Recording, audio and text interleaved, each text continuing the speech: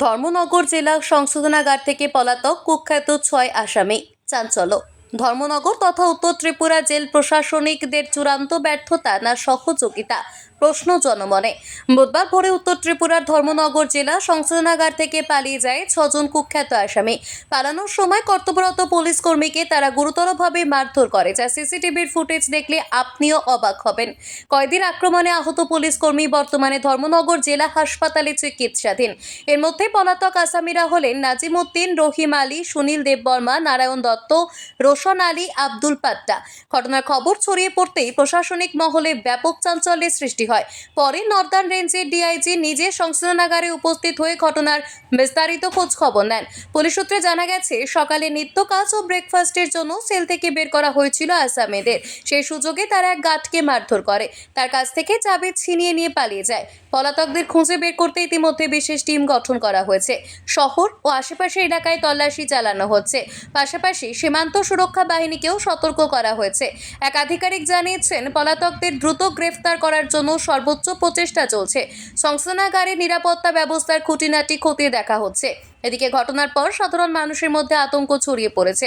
সন্দেহজনক কোনো তথ্য বা ব্যক্তির খোঁজ পেলে অবিলম্বে নিকটস্থ থানায় জানানোর অনুরোধ জানানো হয়েছে। সব মিলিয়ে জেল বা সংশোধনাগার থেকে বিচারাধীন অপরাধী এহেনভাবে পলায়নের সুযোগ পাওয়া কি জেল সুপার তৎসঙ্গে জেল কর্তৃপক্ষের ব্যর্থতা নয় কি? প্রশ্ন সচেতন মহলের।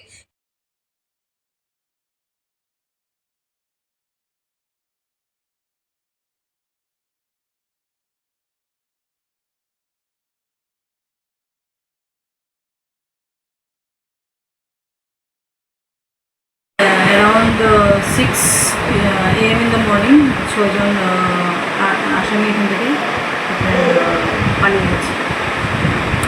এদের নাম একজন হচ্ছে নাজিম উদ্দিন, আন্ডার ট্রায়াল, ও কনভিক্ট ছিল না, আন্ডার ট্রায়াল। আব্দুল পাট্টাও under trial. Roshan Ali under trial. আর নারায়ণ চন্দ্র দত্ত আন্ডার ট্রায়াল। আর সুনীল দেববর্মা হচ্ছে ওনার লাইফ ইমপ্রিজনমেন্ট ছিল। ওরা কিভাবে পালিয়ে গেছে? অ্যাকচুয়ালি আমাদের যে স্টাফ ছিল, ওরা সকালবেলা ওদেরকে জেনারেলি এখানে সিস্টেমটা হলো যে ওদের 6টার সময় ওদের যে ন্যাচারাল কোর্স আছে, ব্রেকফাস্ট প্লাস স্নান টানের জন্য ওদেরকে ছাড়া হয়। ওরা সকালবেলা ছাড়া হয় মানে ওই মেইন গেট, ওদের যে রেসিডেন্সিয়াল এরিয়া আছে, যেটা সেল এরিয়া আছে, ওটা থেকে ওরা আসে। এসে ওরা ব্রেকফাস্ট বা ওদের ব্রেকফাস্ট বা যেখানে স্টাফ কম, ওরাই ওদের ব্রেকফাস্ট কুকিংয়ের কাজ করে। এই কাজের জন্য ওরা এসে হঠাৎ করে আমাদের যে গার্ড ছিল ওনার উপর অ্যাটাক করে ওনার হাত থেকে চাবি তালা নিয়ে তালা খুলে ওরা পালিয়ে যায়।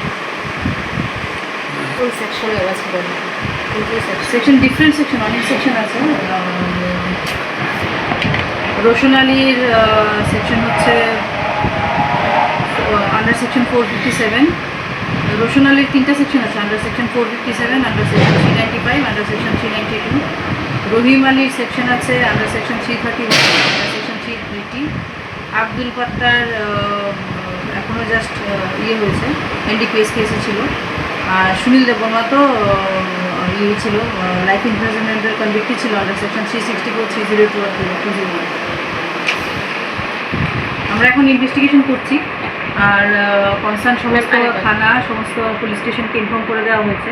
বর্ডারিং যত সাব ডিভিশন আছে ইনফর্ম করে দেওয়া হয়েছে। বিএসএফ ইনফর্ম করে দেওয়া হয়েছে। আমাদের ডিটেল সার্চ অপারেশন চলছে।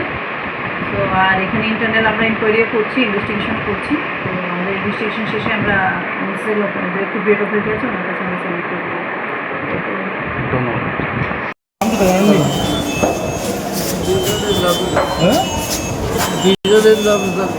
কি দুজনের নাম?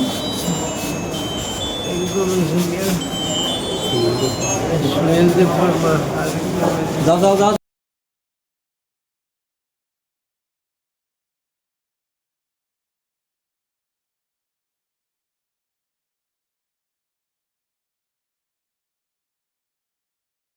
নিউজ ডেস্ক রিপোর্ট, যুব বিচিত্রা ডিজিটাল।